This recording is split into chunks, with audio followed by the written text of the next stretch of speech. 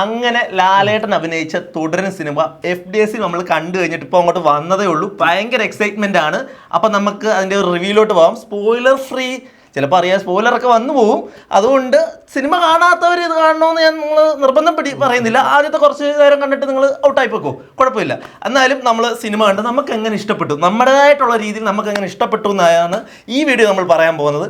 രാവിലെ എങ്ങനെയുണ്ട്, നിനക്ക് എങ്ങനെ ഇഷ്ടപ്പെട്ടു ഈ സിനിമ? പൊളിപ്പടം എന്ന് വെച്ചാൽ പൊളിപ്പടം. എനിക്ക് ഇത്ര നാള് ലാലേട്ടൻ്റെ എന്തോ എമ്പുരാൻ കിട്ടിയപ്പോൾ ആ ഒരു എഫക്റ്റ് കിട്ടാത്തൊരു പടമായിരുന്നു. 5 സീനിലൊക്കെ ഉള്ളു, 5 സീനേ ഉള്ളൂ, സംസാരിപ്പിച്ചില്ലെന്നൊക്കെ, ഡയലോഗ് ഇല്ല എന്ന് വെച്ച് കഴിഞ്ഞാൽ അഭിനയം കുറവാ എന്നൊക്കെ വന്നപ്പോൾ എനിക്ക് ഭയങ്കര വിഷമമായിരുന്നു. കാരണം ഞാൻ നല്ല ലാലേട്ടൻ ഫാനാണ്. അപ്പോൾ എനിക്ക് എമ്പുരാൻ അത്ര എഫക്റ്റ് ഉണ്ടാക്കിയെന്ന് ചോദിച്ചാൽ എനിക്ക് അറിയത്തില്ല. പക്ഷെ ഈ പടം കണ്ടിറങ്ങിയപ്പോൾ തീ എന്ന് പറയുന്ന സാധനം ദേഹത്തോട് ഓടുന്ന ഒരു സംഭവമായിരുന്നു. എനിക്ക് തോന്നിയത് എന്താണെന്ന് വെച്ച് കഴിഞ്ഞാൽ ഇതിനകത്ത് സ്ക്രിപ്റ്റ് ഒക്കെ നോർമലാണ്, വളരെ നോർമലായിട്ട് നമ്മൾ കണ്ടു പഴകിയ സ്ക്രിപ്റ്റും കാര്യങ്ങളും ഒക്കെയാണ്. പക്ഷേ എങ്കിലും ഇതിനകത്ത് പെർഫോമൻസ്, മേക്കിങ്, പെർഫോമൻസ് അതെന്ന് പറഞ്ഞാൽ അന്യായ പെർഫോമൻസ് എന്നൊക്കെ പറഞ്ഞു കഴിഞ്ഞാൽ ഒരു രക്ഷയില്ല. അതിപ്പോൾ വില്ലനായാലും ലാലേട്ടനായാലും അന്യായ പെർഫോമൻസ് എന്ന് പറഞ്ഞാൽ ഞാൻ അധികം കണ്ടിട്ടില്ല, പുതിയ ആണെന്നാണ് തോന്നുന്നു. എനിക്കിത് കണ്ടപ്പോഴും ഞെട്ടി. ഞാൻ ഈ പുള്ളി എവിടെ കണ്ടിട്ടുള്ളൂ, ഞാൻ അനികുജിനോട് ഒരുപാട് വട്ടം പറഞ്ഞു ഇത് ഇന്ന ആളാണോ. കുറച്ച് കഴിഞ്ഞപ്പോഴാണ് എനിക്ക് മനസ്സിലായത് നമ്മൾ ഇന്റർനാഷണലി ഇന്ത്യയിലൊക്കെ ഭയങ്കരമായിട്ട് എന്താ പറഞ്ഞാൽ പരസ്യ ഡയറക്ടറായിട്ടുള്ള പ്രകാശ് വർമ്മ, പുള്ളിയെ കാണാം. പുള്ളിയുടെ അങ്ങനെ ഡയറക്ടറാണെന്ന് അറിയത്തുള്ളൂ, ആദ്യമായിട്ട് അഭിനയിച്ച് കണ്ടത്. നമുക്കൊരു വില്ലനെ കണ്ടു കഴിഞ്ഞാൽ തല്ലിക്കൊല്ലാൻ തോന്നുന്ന ഒരു എഫക്റ്റ് ആ പുള്ളിക്കാരൻ ചെയ്തു വെച്ചിട്ടുണ്ട്. അതേ ഞാൻ പറയുന്നുള്ളൂ. ഇതെന്ന് പറഞ്ഞാൽ വളരെ നോർമൽ ഒരു സിനിമ. അങ്ങോട്ട് ഇപ്പോൾ ഒരു നമ്മൾ ഇത് സത്യം പറഞ്ഞ ഒരു ഫാൻ ബോയ് പടം. ഒരു ഫാൻ ബോയ് പടത്തിനകത്ത് നമ്മൾ കാണുന്ന മാസ് മസാല സോങ്ങുകൾ ബാക്കിയുള്ള കാര്യങ്ങളൊക്കെ ആയിരിക്കും നമ്മൾ കാണുന്നത്. പക്ഷേ ഈ ഫാൻ ബോയ് പടത്തിനകത്ത് നമ്മൾ കണ്ടിട്ടുള്ളത് വെച്ച് കഴിഞ്ഞാൽ എല്ലാം ഉണ്ട്. ഇമോഷൻ ഉണ്ട്, സെന്റിമെന്റ്സ് ഉണ്ട്, സസ്പെൻസ് ഉണ്ട്, ത്രില്ലറാണ്, കോമഡി ഉണ്ട്, എല്ലാം ഉണ്ട്. ഇത് ഒരിക്കലും തരുമൂർത്തി പടമായിട്ട് ഫീൽ ചെയ്യുന്നില്ല. ഇതുപോലെ സിനിമ കണ്ടിട്ടുണ്ടായിരിക്കും ചിലപ്പോൾ. ഇതുപോലെ നമ്മുടെ മലയാളത്തിൽ ഒരുപാട് പറഞ്ഞു വരുവാണെങ്കിൽ മോഹൻലാലിന്റെ തിരിച്ചുവരിക എന്ന് തന്നെ പറയാം. അത്യാവശ്യം നാളെ വെച്ച് ഏറ്റവും ബെറ്റർ ആയിട്ട് കണ്ടവർക്കാരും ഇപ്പൊ ഞങ്ങൾ ഇറങ്ങി, ഞങ്ങൾ മാത്രമല്ല, ഞങ്ങൾ അവിടെ നിന്ന് കുറെ പേരോട് ചോദിച്ചു എങ്ങനെയുണ്ട് പടം, എങ്ങനെയുണ്ട് പടം, എങ്ങനെയുണ്ട് പടം. അപ്പൊ എല്ലാവർക്കും സത്യം പറഞ്ഞു കഴിഞ്ഞാൽ മാക്സിമം സംതൃപ്തിയായിട്ടാണ് ഈ സിനിമ ഫീലുണ്ട്. അപ്പൊ ഇതിനു മുമ്പ് ബുദ്ധിമുട്ടായിട്ട് ഇതിന് ഹൈപ്പ് ഇല്ല. ഞാൻ തിയേറ്ററിൽ പോയപ്പോഴാ തുടരുന്ന മൂവിയുടെ ഇത് കാണുന്നത്. അന്ന് അവർ പദ്യം കാണുന്നത്. അപ്പൊ ഞാൻ വിചാരിച്ചത് ഫാമിലി പടം ജസ്റ്റ് ഒന്ന് പോയി കാണാം. വലിയ ഹൈപ്പ് ഇല്ല, പക്ഷെ പോയി കണ്ടപ്പോ ഹൈപ്പ് വേണ്ട കാര്യമൊന്നുമില്ല. ഇത് കണ്ടിട്ട് ആൾക്കാർ പറഞ്ഞോളൂ പടം എങ്ങനെയുണ്ടോ. വില്ലൻ കുറെ നാളിന് ശേഷം മലയാളത്തിൽ ഒരു അന്യായ വില്ലനെ വന്നു. ഞാനതാ പറയാം, ഞാൻ ആ വില്ലനെ തപ്പുന്നത്. അത് ഞാൻ ഇതിനു മുമ്പ് കണ്ടിട്ടേ ഇല്ല പുള്ളിക്കാരനെ. അയ്യോ, പുള്ളി ഒരാളാ ഒരു ഡയറക്ടർ വന്നിട്ട് ഇങ്ങനെ വന്ന് അഭിനയിക്കുമ്പോ നമ്മൾ ഇതിനു മുമ്പ് അയാളുടെ പെർഫോമൻസ് കണ്ടിട്ടില്ല. ഫ്രഷ് ഒരാള്, അയ്യോ ഒരു രക്ഷയില്ല. പുള്ളിയുടെ പെർഫോമൻസ് അന്യായ പെർഫോമൻസ് എന്ന് പറഞ്ഞു കഴിഞ്ഞാൽ ചില സമയത്ത് നമ്മുടെ അയാളെ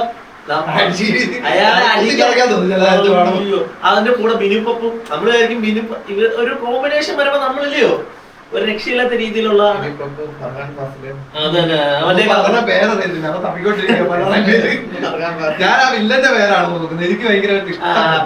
ഞാൻ പേര് പറയുന്നത് സ്പോയിലർ ആയതുകൊണ്ട് പേരെന്താ. ഞാൻ പുള്ളിയുടെ ഇന്റർവ്യൂസ് ഒക്കെ കണ്ടിട്ടുള്ളതായിരുന്നു. പക്ഷെ ഇയാൾ ഇങ്ങനെ വന്ന് അഭിനയിക്കുമെന്നുള്ളത് നമ്മൾ അങ്ങനെ അധികം ശ്രദ്ധിക്കുന്നില്ല. ഇയാളെ മനസ്സിലാക്കാൻ തന്നെ ഒരു 5 മിനിറ്റ് എടുത്ത് ആ അഭിനയം. പക്ഷെ പുള്ളിയെ കണ്ടു നമ്മുടെ എന്തോ ലൂസിഫറിനകത്തിലെ പുള്ളിക്കാരന്റെ ഒരു ലുക്ക് ഉണ്ട്. ആരാ? ലൂസിഫറിനകത്തിലെ ടോവിനോയുടെ അച്ഛനായിട്ട്. ടോവിനോയുടെ അല്ല, പുള്ളിയുടെ ഏകദേശം പുള്ളി കൂടുതൽ ഹിന്ദിയിലൊക്കെയുള്ള ഇതൊക്കെ ചെയ്തിട്ടുള്ളതാണ്. പക്ഷെ എന്നിരുന്നാൽ തന്നെ ഒരുപാട് ക്യാരക്ടേഴ്സ്, മണിയമ്പിള്ള രാജു അത്യാവശ്യം പുള്ളിക്ക് കിട്ടിയ റോൾ അത്യാവശ്യം നല്ല രീതിയിൽ ചെയ്തിട്ട് അങ്ങനെ കുറച്ച് പേരൊക്കെ ഉണ്ട് അത്യാവശ്യം അവരെല്ലാം. പക്ഷെ ഈ ട്രെയിലർ കണ്ട പോലൊന്നും അല്ല ഈ സിനിമ. നമ്മള് മലയാള സിനിമ അറിയാലോ, ട്രെയിലറിനകത്ത് ഒന്നും കാണിക്കത്തില്ല. അന്ന് കുഞ്ഞും ചെറുതായിട്ട് മനുഷ്യനെ കാണിക്കും. തിയേറ്ററിൽ തന്നെ പറയാൻ പറ്റത്തില്ല, നല്ല മ്യൂസിക്കാണ്. കാരണം ബാക്ക്ഗ്രൗണ്ട് മ്യൂസിക് കൊടുത്തത് BGM ചെയ്തതെന്ന് എനിക്കൊരു ഡൗട്ട് ഉണ്ട്. അതിന്റെ അത് എഴുതി കാണിച്ചതെന്ന് എനിക്കൊരു ഡൗട്ട് തോന്നുന്നുണ്ട്. പക്ഷെ പാട്ടൊക്കെ പഴയകാല പാട്ടുകള് കുറച്ച്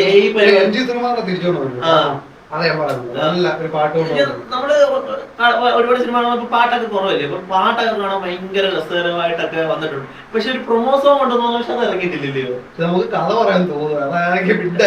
അതാണ് സിമ്പിള്, വളരെ സിമ്പിൾ കഥയാണ്. പക്ഷെ എങ്കിൽ അതിന്റെ മേക്കിങ്, ക്യാമറ വർക്ക്, മ്യൂസിക് ഇതെല്ലാം കൂടെ കമ്പൈൻ ചെയ്ത് വന്നപ്പോ വേറെ ലെവൽ സാധനമായിട്ടാണ്. ഒരിക്കലും തരുമൂർത്തി സ്റ്റൈൽ ഓഫ് സാധനം ഒന്നും അല്ല. ഇത് നമ്മൾ കണ്ടിട്ടുള്ള ഇതൊക്കെ തന്നെയാണ്, പക്ഷെ എങ്കിലും പെർഫോമൻസ് ആണ് ഇതിനകത്ത് ഏറ്റവും ടോപ്പ് നോച്ച് ആയിട്ട് വന്നിരിക്കുന്നത്. അപ്പം എന്തായാലും പടം നിങ്ങൾ തിയേറ്ററിൽ പോയി തന്നെ കാണണം, കണ്ടാലേ നിങ്ങൾക്ക് അതിന്റെ ഒരു എഫക്ട് കിട്ടത്തുള്ളൂ. ഞാൻ പറയുന്നു, കണ്ടു കഴിഞ്ഞാൽ സത്യം പറയാം, ഫാമിലിക്കല്ല എല്ലാവർക്കും അത്യാവശ്യം നമുക്ക് എല്ലാവർക്കും ഇഷ്ടപ്പെടുന്ന ഒരു പടം തോന്നുന്നു. ചുമ്മാ എല്ലാവരും ഇഷ്ടം, നമുക്ക് ഇത്ര റിവ്യൂ ചെയ്യാൻ തോന്നണമെന്നുണ്ടെങ്കിൽ തന്നെ ആ പടത്തിന്റെ എഫക്ട് അതുപോലെ ഉണ്ട്. അതെ, എല്ലാരും എത്രയും പെട്ടെന്ന് തിയേറ്ററിൽ തന്നെ ഫാമിലിയോടൊപ്പം പോയി കാണണം.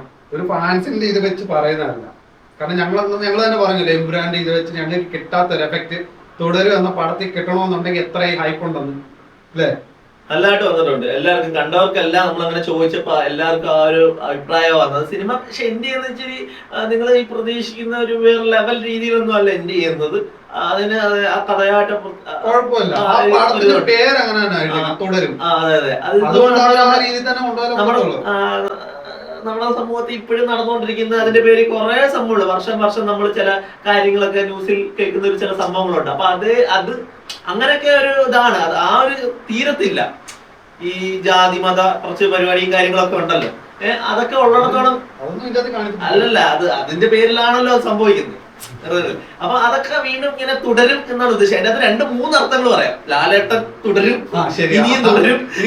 ലാലേട്ടന്റെ ഒരു പേര് എഴുതി കാണിക്കുന്നത് സത്യം പറഞ്ഞാൽ ആദ്യം കാണിക്കുന്ന ഡൗട്ടാ.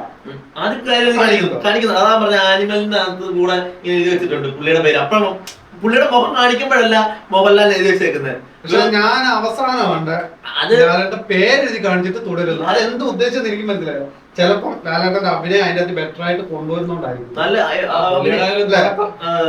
പുള്ളിയുടെ കരച്ചിലുണ്ട്, പല പല ഇമോഷൻസ് ഉണ്ട്, എല്ലാം കാണിച്ചിട്ടുണ്ട്, എല്ലാ രീതിയിലും ചെയ്തിട്ടുണ്ട്.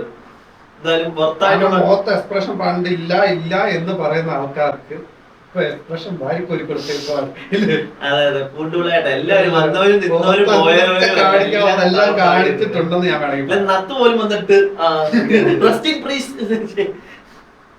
അയ്യോ, അത് നല്ല രീതിയിൽ. അപ്പൊ എല്ലാവരും തിയേറ്ററിൽ കാണുന്നതാണ് ഏറ്റവും ബെറ്റർ. OTT പോയി കാണരുത്, തിയേറ്ററിൽ കാണാം. സിനിമ കാണാൻ താല്പര്യമില്ലാതെ വന്നവരാ. ടിക്കറ്റ് എടുക്കണമെന്ന് ആഗ്രഹമില്ലായിരുന്നു. ഇവൻ ഭ്രാന്ത് പിടിച്ച് പറയും ഞാൻ എടുത്തു, പക്ഷെ കണ്ടത് വെറുതെ ആയില്ലെന്ന് ഞാൻ പറയുന്നു. വെറുതെ ആയിട്ടില്ല, അടിപൊളിയായിട്ട് വേണം. അപ്പൊ എല്ലാരും പോയി കാണാം.